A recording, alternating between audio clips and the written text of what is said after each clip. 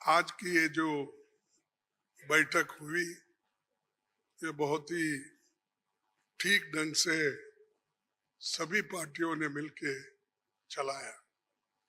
इसका उद्देश्य क्या था ये तो उद्धव ठाकरे जी ने कहा है और हम इसकी कोशिश बहुत दिन से कर रहे हैं।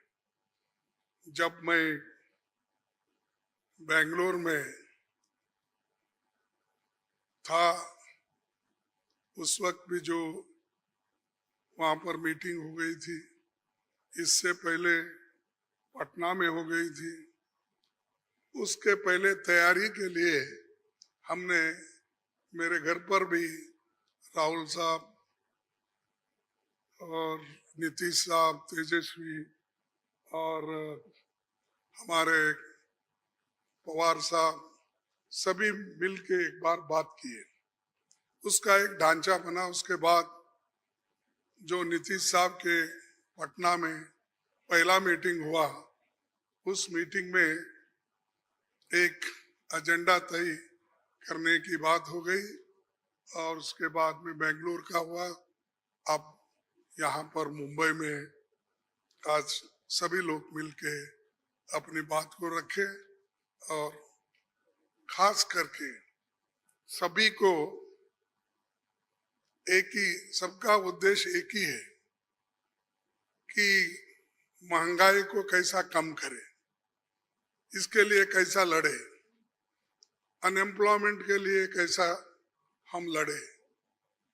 और इतने प्राइसेस जो बढ़ रहे पेट्रोल और डीजल के, और खास करके मोदी जी हमेशा 100 रुपए बढ़ाते हैं, 2 रुपए कम करते हैं।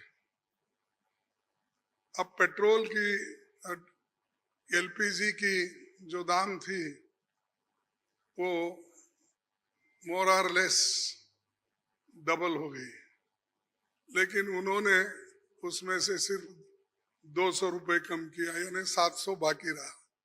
यानी पहला जो 55 रुपए में एक सिलेंडर मिलता था उसको उन्होंने अभी भी 70 रुपए में ही 70-75 में रखा, यानी कोई कम नहीं हुआ।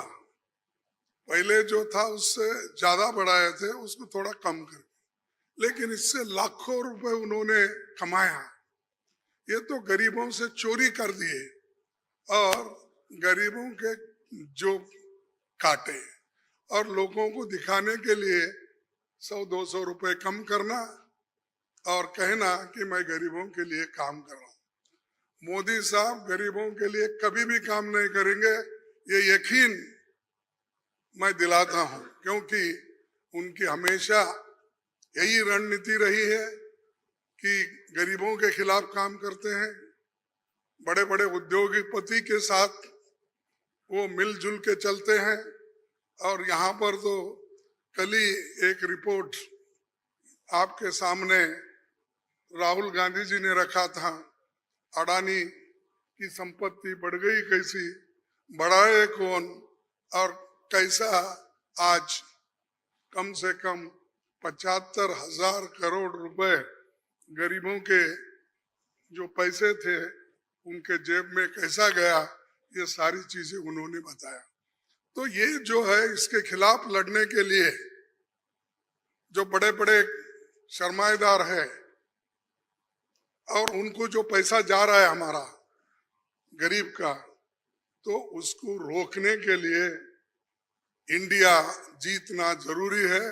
और इंडिया जीतने के लिए ही इस मंच पे सभी लोग बैठे हैं। तो इसीलिए हम एक जो तय किए हैं, जो रेजोल्यूशन भी हम आप देखे हैं, और उसी ढंग से उस रेजोल्यूशन पे काम करेंगे। हर जगह मीटिंग करेंगे, हर स्टेट कैपिटल में हम जाएंगे और जो ये मुद्दे हैं, इन्फ्लेशन का हो, अनएम्प्लॉयमेंट का हो, हर चीज की जो बढ़त हो रही उसका हो, और ऑटोनोमस बॉडीज को सत्यानाश कर रहे हैं और चाहे ईडी, सीबीआई, विजिलेंस, हर एक ऑटोनोमस बॉडी का मिसयूज कर रहे हैं। ऐसा कभी नहीं हुआ। मैं भी मोर और लेस शरद पवार जी साहब के बाद मेरा नंबर लगता है। मैं भी 55 साल से पॉलिटिक्स में हूँ और 52 साल से एमएलए, एमपी, राज्यसभा का मेंबर हूँ। मैं ऐसा नहीं देखा, कोई ऐसा चीफ मिनिस्टर किया नहीं ऐसा। लेकिन आज मोदी सडनली और एक बात की कि बिजनेस एडवाइजरी कमेटी को नहीं पूछे, अपोजिशन लीडर को भी नहीं बुलाए, किसी को बुलाए बगैर वो पार्लियामेंट का डेट देकर स्पेशल सेशन बुला रहे हैं। अरे स्पेशल सेशन मणिपुर जल रहा था तो आपने नहीं बुलाया, कोविड के वक्त नहीं बुलाया, जब आप चाइना अपनी जमीन हड़प कर ले रही है, कब्जा कर लिए, उसके लिए नहीं बुलाया। लोग तंग और तबाह इसमें ये हमारा नोटबंदी के वक्त परेशान थे, माइग्रेंट वर्कर परेशान, उस वक्त नहीं बुलाया। जब जब मुल्क अपने मुश्किल में रहता उस वक्त उन्होंने कभी नहीं बुलाया। अब क्यों बुलाए मुझे मालूम नहीं, आज का एजेंडा क्या है उनका मालूम नहीं। तो ये देश चलाने की रीत नहीं है, ये आहिस्ता आहिस्ता डिक्टेटरशिप की तरफ जा रहे हैं। और ये ध्यान में रखना चाहिए कि कभी वो मीडिया उनके साथ है, वो एक उनके दिमाग में है, प्रेस मीडिया हो, टीवी हो, ये सारी चीजें मेरे पास है, ये उनका कहना है। और हमको कभी कभी ऐसा दिखता भी है, माफ करो क्योंकि मैं ऐसा बोल रहा हूं समझ के, आप गुस्से में आके हमारे खिलाफ मत लिखो। तो जो कुछ है वस्तु स्थिति, आपको भी मुंह को ताला लगाया, हाथ बंद दिए आपके भी लिखने के, ये सारी चीजें कर रहे हैं और आहिस्ता आहिस्ता डिक्टेटर के तरफ वो जा रहे हैं। तो हम इसके खिलाफ लड़ने के लिए, उनके विचारधारा के खिलाफ लड़ने के लिए, उनके जो कुछ भी ये करप्शन, बड़े करप्शन, उनके जो इंस्टीट्यूशनल करप्शन होते हैं, ऐसा छोटा मोटा करप्शन वो नहीं करते, लोगों को नहीं दिखना वो पूरा। लेकिन सीएजी रिपोर्ट में दिखाया है कितने करोड़ घपले हो गए हैं। तो उनका करप्शन इनविजिबल है और वो हमेशा अपनी बात ये कहते हैं कि मैं किसी को न खाऊंगा न किसी को खाने दूंगा। लेकिन खाने तो सबको दे रहे हैं, अपने को जो चाहते हैं उनको तो दे रहे हैं, लेकिन लोगों को भूखे मार रहे हैं, लोगों को कुछ नहीं दे रहे। तो इसके लिए हम आवाज उठाए और उसके तहत हम काम करना है। आगे भी हमारी कहाँ मीटिंग होगी हम तय करने वाले हैं, जल्द से जल्द वो भी मीटिंग होगी। और बाकी के जो विषय हम आपके सामने रखे हैं मुद्दे, उनके ऊपर हम लड़ते रहेंगे। वो डराने की कोशिश करते हैं, हम डरेंगे नहीं, ये हमारा वायदा है। और हम हमेशा लड़ते रहेंगे और जीतते रहेंगे।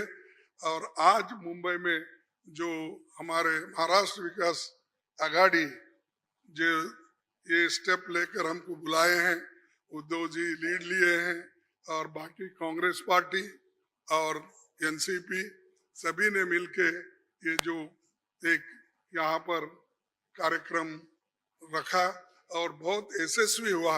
इसलिए मैं उन महाराष्ट्र विकास आघाड़ी के सभी नेताओं को धन्यवाद देता हूँ और आप सभी को भी मैं धन्यवाद देता हूँ, क्योंकि आगे की और भी मीटिंग्स है, वो डेट टाइम सभी बताएंगे और कहाँ मीटिंग हमारी होगी, बहुत से 5-6 जगह पब्लिक मीटिंग होगी, वो भी हम आपको बताएंगे और काम करते रहेंगे और मजबूती के साथ काम करते रहेंगे।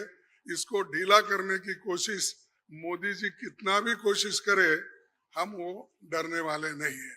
इसीलिए मैं इतना ही कहूँगा कि उन्होंने तो हमेशा मोदी जी झूठ बोलते ही रहते हैं, लेकिन लोग उनको सच समझते हैं। लेकिन अभी भी मराठी में एक कहावत है, खोटा बोला पण रेटून बोला, तो ऐसा उनका है।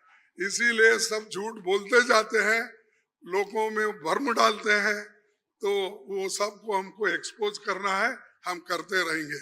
धन्यवाद।